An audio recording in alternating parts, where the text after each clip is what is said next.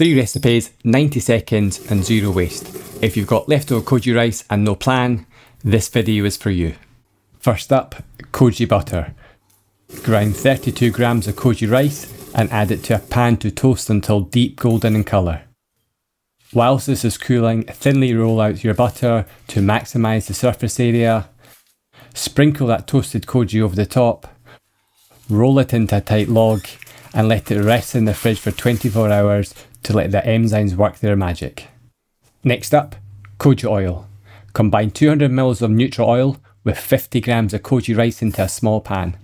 Bring the heat up gently to 6 degrees Celsius and you want to infuse the oil, not fry the grains. After an hour, transfer it into a glass jar and let it sit for 24 hours at room temperature. Strain it through a coffee filter for a perfectly clear, umami-rich oil. Finally, the Koji Salt. Toast 50 grams of koji rice in a dry pan for 3 to 5 minutes, stirring constantly until it turns a golden brown colour.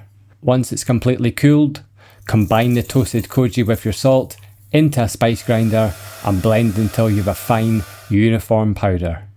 Store this umami bomb in an airtight jar. It stays fresh for up to 6 months. And there you have it, 3 powerful ways to use koji rice to bring deep, professional flavours to your kitchen. If you want more fermentation hacks and quick recipes, make sure to follow and subscribe. See you in the next video.